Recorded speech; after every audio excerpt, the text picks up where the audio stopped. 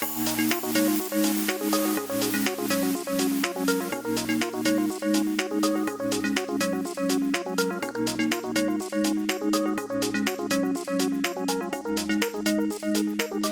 evening, South Florida. Thanks for joining us. I'm Shae Williams, bringing you the headlines you need to know from our partner, South Florida Gay News, brought to you by SunServe, a nonprofit agency providing mental health care and social services to the entire LGBTQ+ community. Visit them online at sunserve.org to learn more. We begin this week with Fort Lauderdale Mayor Dean Trentalis, who defended a recent proclamation celebrating the 60th anniversary of the Coral Ridge Presbyterian Church and Westminster Academy. The church has a history of anti-LGBTQ+ rhetoric espoused by founder Dr. James Kennedy.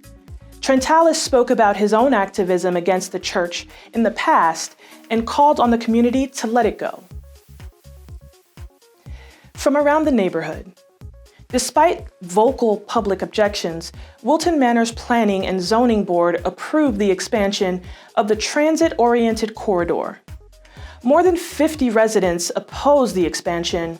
The expansion pushes the transit-oriented corridor boundaries east of 15th Avenue, on the north side of 26th Street, all the way to the city limits at Middle River.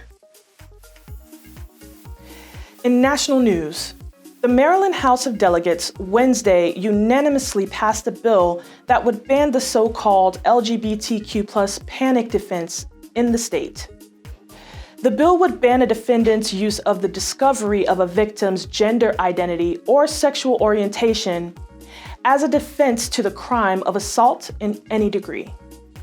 And now it's my pleasure to bring you this week's FlockFest guide to local entertainment and community events. On Friday, it's a birthday celebration for Velvet Lenore. Join Velvet and the men of Le Boy for a fun night filled with sexy dancers and, of course, Velvet Lenore herself. Happy birthday. On Monday, FlockFest events in Bar Rita present Pride Mondays. From 6 p.m. to close, Bar Rita donates 10% of their revenue to local LGBTQ nonprofits. This week's proceeds benefit the Smart Ride.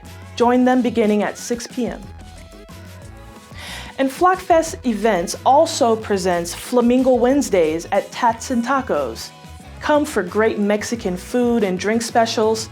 10% of dine-in revenue is donated this week to Save of Miami. We hope to see you all there. You can review these pics on our social media platforms for location and details. Please support local businesses. Now from around the globe. The Vatican on Monday said the Catholic Church cannot bless same-sex unions. The decree which Pope Francis approved is dated February 22nd. The Congregation for the Doctrine of the Faith published it less than 5 months after the pontiff publicly endorsed civil unions for same-sex couples. The Vatican's tone towards LGBTQ+ specific issues has softened over the past years. However, they have not changed. This week in sports news, WWE interviewer Kayla Braxton came out as bisexual in a recent Twitter post.